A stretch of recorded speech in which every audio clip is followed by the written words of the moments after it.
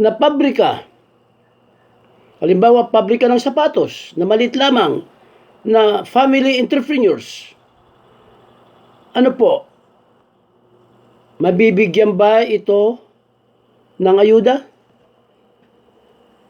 Na hindi naman nakarehistrado sa DOLE? Iyan po ang mga bagay na dapat nating pag-usapan sa ngayon.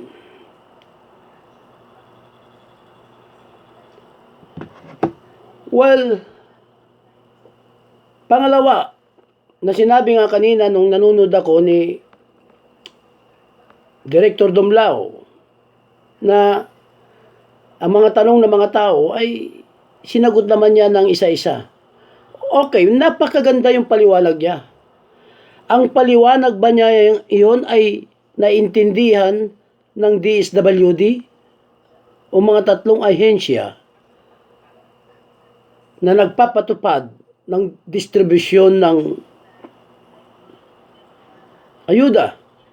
Napakaganda po ang sinasabi ni Speaker Cayetano, napakaganda po ang sinasabi ni Director Dumlao ng DSWD, napakaganda ang sinasabi ng ating Pangulo, ay lahat ay mabibigyan.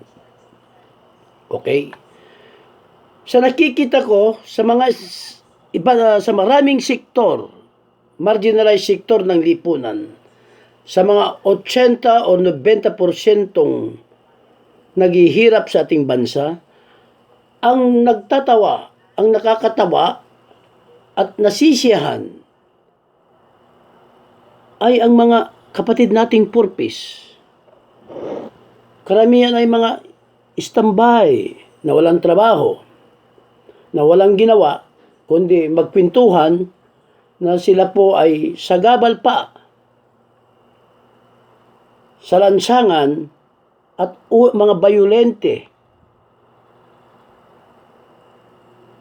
mga nagrarally at iba pa, karamihan sa kanila. Okay po. Pangatlo po na criteria na aking tatalakayin.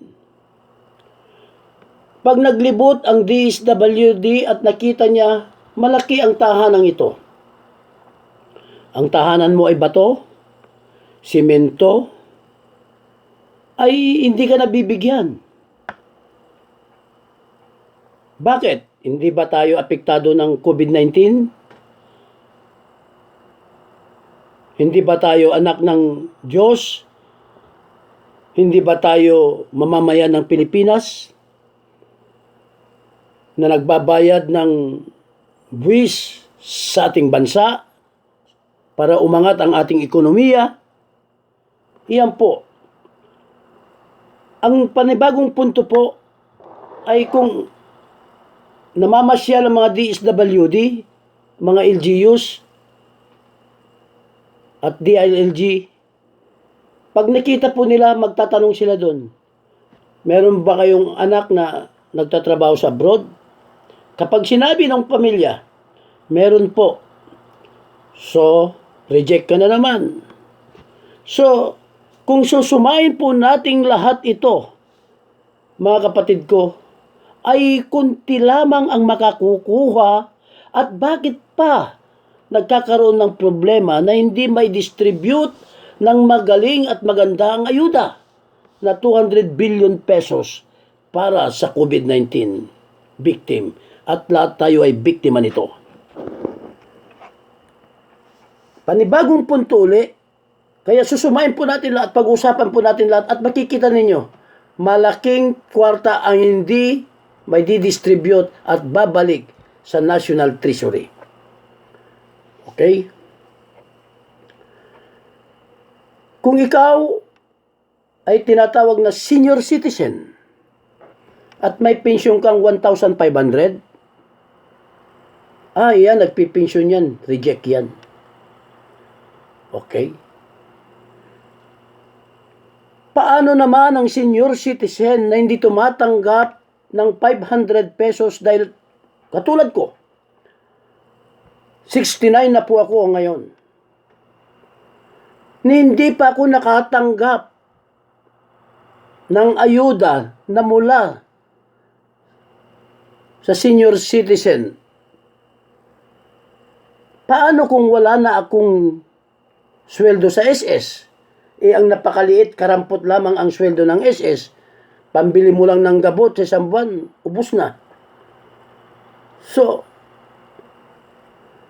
meron na po naman po tayong record doon sa senior citizen office sa ating munisipyo, sa ating barangay. Bakit hanggang ngayon hindi pa ako nakakakuha? Rehistrado naman ako, nagbabayad ako ng mga kontribusyon. I am paying religiously or na kontribusyon kung ano ang sinisingil sa akin. Bakit wala akong karapatan na kumuha ng SAP? Para malinaw na, ang panuntunang ito, mga kapatid ko, ay hindi maganda.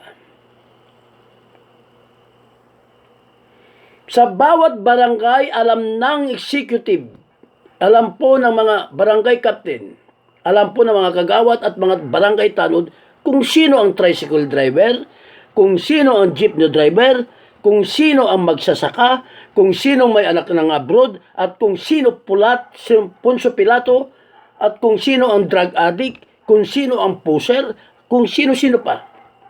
Ipapaano naman po? Kung susumain natin lahat ang mga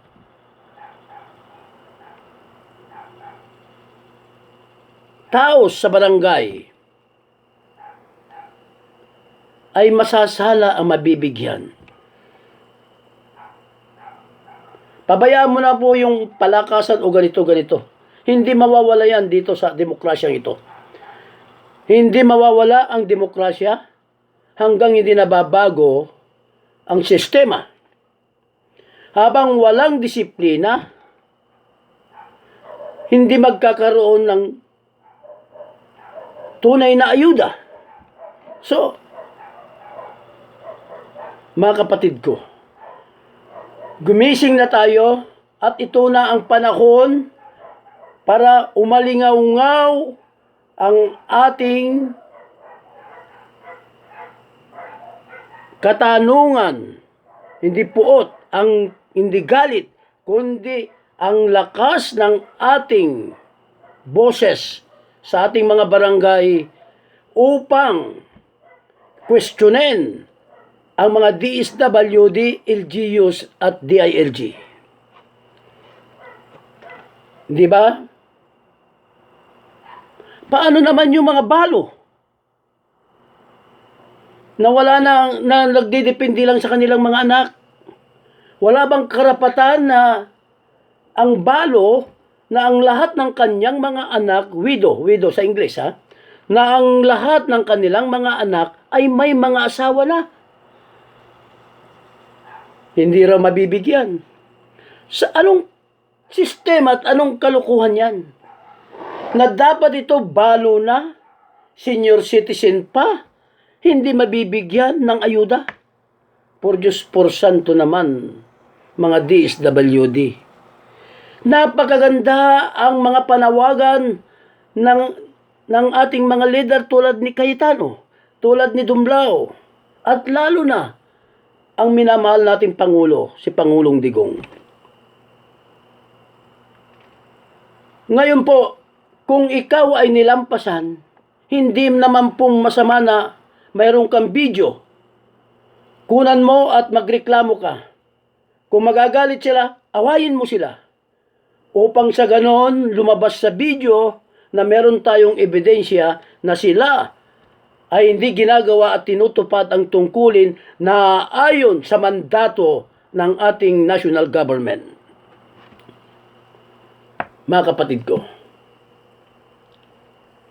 ano pa ang hindi mabibigyan? Mga magsasaka. Katulad ng sinabi ko sa inyo, alam ng mga kapitan, alam ng mga opisyalis ng barangay kung sino-sino ang mga tao, kung sino ang mga bisita. Hindi ba ang sabi lockdown? At mga bisita na nandun na hindi nakauwi, ay kasali na po sa ayuda yan. Kahit hindi ka bumuboto, pwede kang bigyan. Bisita ka man sa barangay na yon, pwede kang bigyan. O ngayon, sa 18 million household entire the Philippines, kulang pa ba yung 200 billion? Basta ang sabi ng national government, sabi ng Pangulo, na kailangan hindi bababa sa 5,000 pesos ang makukuha ng bawat beneficiary ng COVID-19 ng SAP.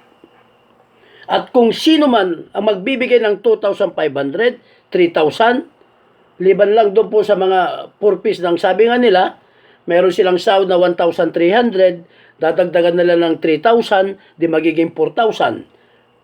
Ay, ibang mundo na po ang purpose.